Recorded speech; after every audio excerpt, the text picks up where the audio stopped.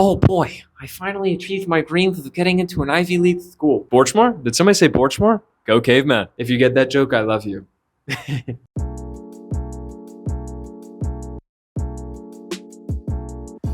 So yeah, I did give up an Ivy League offer to go study in China, and I will tell you why I feel all the better in doing so. It's more a story of mass rejection with a little bit of luck sprinkled in there that granted me some really interesting and unique opportunities. I was a senior in college, and I was planning on doing what most seniors decide to do: delay the hardships of stepping out into the real world, finding an actual job, starting the beginning of so-called adult life, aka I decided to go to graduate school because there's just always more learning to do.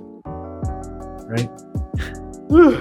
The thing is, my resume and transcript are an amalgamation of so many eclectic, niche, and seemingly quite different areas that seem to fit perfectly together in my mind, but maybe not the person reading it.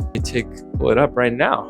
We have astrophysics, cool, classical guitar, classical mechanics, classical Chinese. What can I say? I'm a classic man. That's so dumb. Varsity men's track. He's a runner, he's a track star. Beginning squash, hip hop dance. Wow, if it wasn't obvious enough, you could probably tell that my major was extragalactic interpretive dance in Chinese. But jokes aside, I was a double major in astronomy and Chinese, to be more specific, Mandarin Chinese. Or as my college's athletic website puts it, I was a major in astrology in Chinese. I don't really know much about astrology, but as a Pisces, I will be very passive-aggressive about that mistake. The point is that I wasn't your typical student that just stuck to their field. But in some ways, I guess that is the point of going to graduate school, to study further in your chosen field, to become a specialist. So part of me could guess what was going through the minds of the people reading my application. All right, let's see what we got here. Oh, we got a little astrophysics. That's good. All right. Whew, looks like he had a little fun this semester. Took a little bit of classical guitar, and he took a little squash too. Don't mean to squash his dreams, but that I can help near at the university. And a little bit of hip hop. Oh, I see here. All right, this application never got mixed up somewhere. Jim, please send this application to the astrology department. Yeah, that seems pretty accurate to me. My grades were pretty decent, mostly A's, a few A minuses and B's mixed up in there. For the most part, I was a pretty good student, even got the opportunity to do some summer research, so I wasn't an uncompetitive candidate, just a peculiar candidate. So I applied to about 12 schools, and I got into one PhD program and one master's program. So I guess those were the only schools that didn't send my application to the astrology department. The PhD program was at the University of Alabama, and the master's program was at Brown University. Oh boy, I finally achieved my dreams of getting into an Ivy League school. Borchmore? Did somebody say Borchmore? Go caveman. If you get that joke, I love you. I remember I was with my friend chilling at his grandma's house. Just got the notification that my admission status was updated. Turning to him saying, "No way I got in."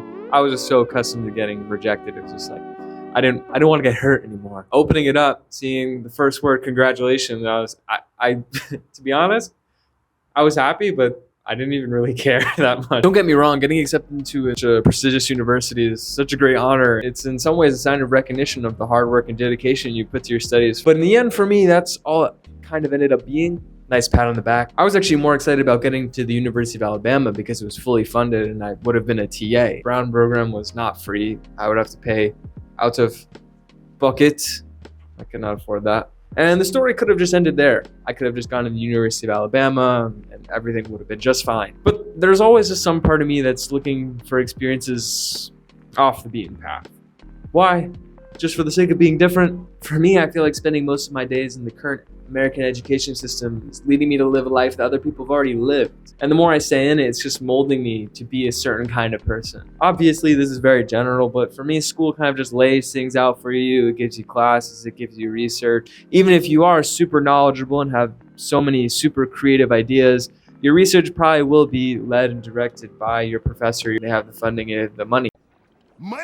So it can get easy to get comfortable and not search for ways that might challenge you in ways you might have never thought of. As I said earlier, I was also a Chinese major. I've been studying Mandarin for almost 8 years now. I started when I was a freshman in high school and have been taking classes all the way up until my senior year of college. But it really wasn't only until about 2-3 years ago when I really got interested in learning the language. I could talk forever about learning Mandarin Chinese, and I will because I am here in China. I did have to pass the highest Chinese exam, HSK6, which I did succeed in passing without ever having to come to China before, just because I was so interested and invested, and I spent a lot of time learning back when I was in the US. And I do have my own Chinese channel where all my videos are in Chinese. 如果你对我的中文的频道感兴趣的话，你可以去关注一下我的 B 站，以前拍过很多的日常生活的 vlog，还有一些我自己编的一些小品。我幽默是属于我自己一种独特的风格，我就会让你们去判断一下。But back to the story, I applied to the Chinese government scholarship. And I can make a whole nother video about that too. Let's just make a long story short and say I had an interview at 1:30 a.m. American time, and I passed the interview, and here I am in China right now on my balcony with this beautiful view of